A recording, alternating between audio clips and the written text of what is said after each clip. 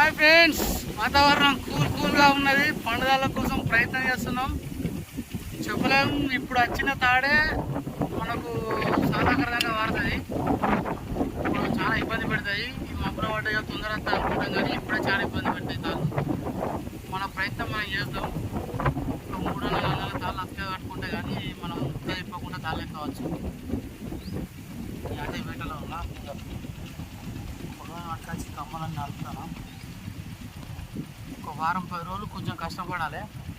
కష్టపడాలంటే లొట్లు పట్టి కళ్ళు దిగిందంటే మళ్ళీ హ్యాపీ అనిపిస్తుంది.